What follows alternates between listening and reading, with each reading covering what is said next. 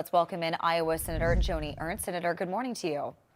Yeah, good morning, Charla. Thanks for having me. So I know the University of Iowa has not seen protests at the level of others across the country, but we see how it can all escalate pretty quickly, from protesters occupying campus buildings to extreme violence from what we're seeing on UCLA's campus overnight. So we're seeing people break the law, and now they're finally being arrested. Does Iowa maintain a zero tolerance policy when it comes to law-breaking protests and anti-Semitism? Well, I am really grateful that we have level-headed leaders at our state schools and institutions in Iowa. God bless Iowa State University, University of Iowa, and the University of Northern Iowa and their Board of Regents.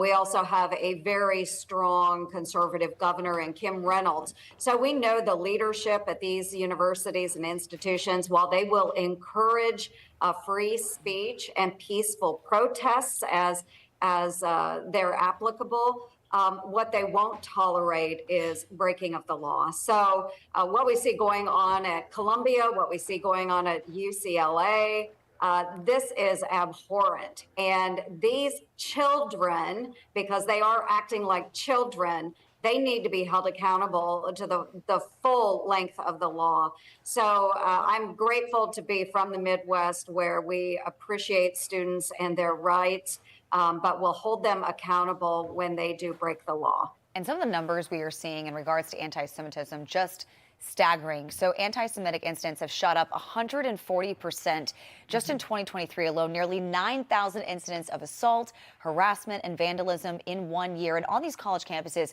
we're seeing people yelling, "We are Hamas," "Hail Hitler," and "Death to Jews," while blocking Jewish students from entering campus buildings and campus dorms. How has it been allowed to escalate to this level? Well, that is a great question, Charla. I have no idea how and why these leaders at these universities, these elite universities, have allowed this to happen. This is on their hands.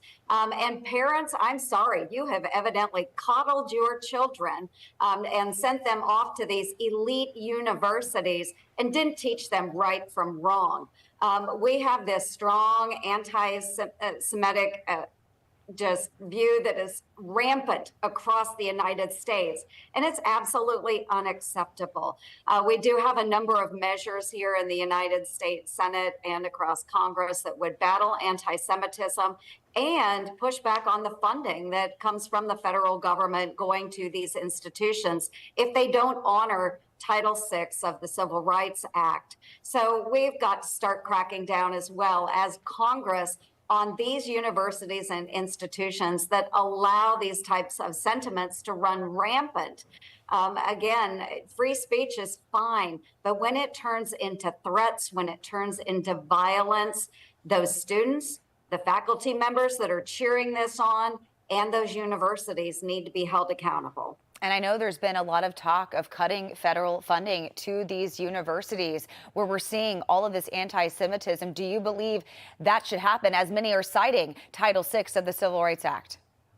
Absolutely, I believe it. And I'm going to support legislation that will do exactly that. Why should our taxpayers be funding this type of activity at these institutions? Yeah. It needs to stop. But what else needs to stop? The donors that are giving to these institutions, they need to step up and say, right is right, wrong is wrong. This is wrong, and they need to pull their funding.